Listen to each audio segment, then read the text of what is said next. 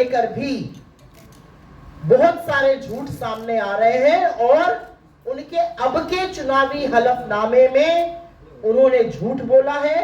अपने चुनावी एफिडेविट में झूठ बोलने का क्या परिणाम होता है, किस तरह से कैंडिडेट अयोग्य घोषित कर 173 के तहत अपना नॉमिनेशन भरते वक्त किसी भी कैंडिडेट की उम्र 25 वर्ष या उससे ज्यादा होनी चाहिए, कम से कम 25 वर्ष की आयु होनी चाहिए, और अगर ऐसा नहीं होता है तो कैंडिडेट अयोग्य घोषित होगा। लेकिन इस पूरे कानून की धज्जियां उड़ाने का काम बिहार में बीजेपी में चल रहा है, एक जादू हो रहा है, और जादू के तहत नरेंद्र मोदी और अमित शाह के चहेते सम्राट चौधरी जब मर्जी चाहते हैं 12-15 वर्ष अपनी उम्र बढ़ा लेते हैं, जब मर्जी चाहते हैं अपनी उम्र घटा लेते हैं। सहूलियत के अनुसार उनकी उम्र घट और बढ़ रही है। काश ऐसा वरदान हम सबको प्राप्त होता, लेकिन हमें प्राप्त नहीं है, क्योंकि हम लोग महामानव और नॉन बायोलॉजिकल के लोग नहीं है। अगर होते तो शायद हम भी ऐसे ही अपनी उम्र घटाते बढ़ाते रहते। इस बार के चुनावी हलफनामे में उन्होंने अपनी उम्र 56 वर्ष घोषित की है। उनका कहना है कि वो 1968 में पैदा हुए थे। आपसे बस थोड़ा सा फिगर सुनने का अनुरोध करती हूं। इस बार के चुनावी हलफनामे में उनका कहना है कि वो 1968 में 1968 में पैदा हुए थे। इस हिसाब से उनकी जो आयु है वो 56 वर्ष है। लेकिन जो सुप्रीम कोर्ट का ऑर्डर हम आपको देंगे, 16 अक्टूबर 2003 का सुप्रीम कोर्ट का निर्णायक ऑर्डर है, और उसमें फैसला किया गया कि सम्राट चौधरी की जन्म तिथि उर्फ राकेश कुमार की जन्म तिथि 1981 1981 है, जिसके हिसाब से आज उनको 44 साल का होना चाहिए था। सुप्रीम कोर्ट के 16 अक्टूबर 2003 के ऑर्डर ने सम्राट चौधरी को अयोग्य घोषित किया था।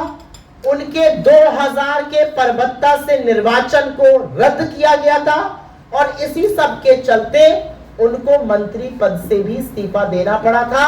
आप प्रबुद्ध लोगों को याद होगा 1999 में वो मंत्री बन गए थे, तब वो एमएलसी नहीं थे, एमएलए नहीं थे।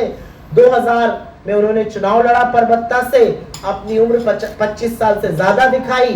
उसके बाद इलेक्शन पिटीशन दायर हुई, और 2003 के सुप्रीम कोर्ट के निर्णायक ऑर्डर ने 1981 उनकी डेट ऑफ बर्थ माना, उनका चुनाव रद्द किया, उनको अयोग्य घोषित किया।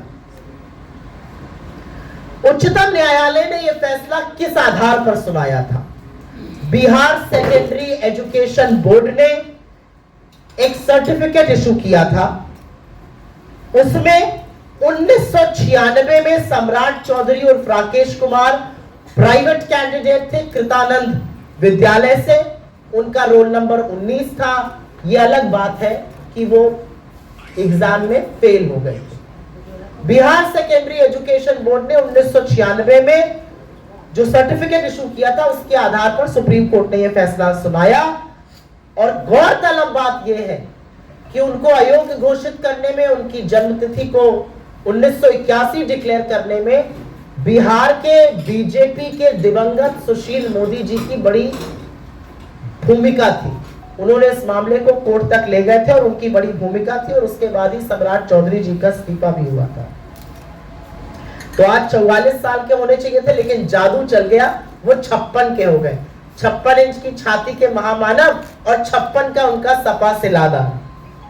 कमाल की बात यह है कि बीजेपी बिहार में जादू से उम्र घट बढ़ रही है, और अब चुनाव आयोग क्या करता है यह देखना जरूरी होगा। लेकिन आगे बढ़ने से पहले एक चीज आपको पुनः याद दिला दूं। 1995 में तारापुर में हत्याकांड हुआ था, ये भी उसमें संलग्न थे, और इन्होंने रिटन में एफिडेविट देकर बोला था कि 1995 में ये मात्र 15 वर्ष के थे, ये नाबालिग थे, और इसी आधार पर इनको बेल मिली थी। तो 1981 में पैदा हुए थे, ये इन्होंने खुद माना, जब इनको तारापुर हत्याकांड में बेल चाहिए थी। 1968 के हो गए जब इनको चुनावी एफिडेविट भरना था, 1968 में पैदा हो गए। उस दौरान उन्होंने लिखित में यह भी दिया था कि राकेश कुमार, सम्राट चौधरी के बड़े भाई Rohit Kumar Birla institute of technology में पढ़ रहे थे। 1999 में उनकी उम्र 22 साल थी, ये उनसे छोटे थे, तो ये 25 के कैसे थे 1999 में? ये जो गुत्थी है ये महामानव और उनके सम्राट ही सुलझा सकते हैं। और जैसा कि मैंने कहा 2010 के हलफनामे में उन्होंने अपने आप को 28 साल का बताया था। तो आप में से कोई भी हाथ उठाकर ये बता दे कि अगर आप 2010 में 28 साल के थे तो 15 साल बाद तो आप 43 या 44 के ही होंगे। या ये कौन सा जादू है कि 2010 के हलफनामे में 28 का व्यक्ति 2025 के हलफनामे में 56 का हो जाता है और चुनाव आयोग आंखों पे पट्टी बांधकर चुपचाप सो रहा है। लेकिन ये सिर्फ सम्राट चौधरी की बात नहीं और यही मूल मुद्दा इस प्रेस कॉन्फ्रेंस का है। ये सम्राट चौधरी के फर्जीनामे की बात नहीं है, फर्जीवाड़े की बात नहीं है, ठगी की बात नहीं है। ये नरेंद्र मोदी और अमित शाह की ब्रांड ऑफ पॉलिटिक्स, उनकी राजनीति, उनका फर्जीवाड़ा, उनका झूठ, उनकी धोखेधड़ी, उनकी ठगी का परिचायक है। ये काम, ये brand of politics Narendra Modi और अमित शाह लगातार करते हैं। ये उनकी नीति निर्माण का भी मूलभूत आधार है। ये जो तथाकथित डबल इंजन की सरकार है ये फर्जीवाड़े और झूठ के आधार पर चल रही है और ये हम आपको साक्ष्य के साथ इन्हीं के हलफनामों से, इन्हीं के एफिडेविट से, सुप्रीम कोर्ट के जजमेंट से आपको बता रहे हैं। बिहार जो तप और तर्क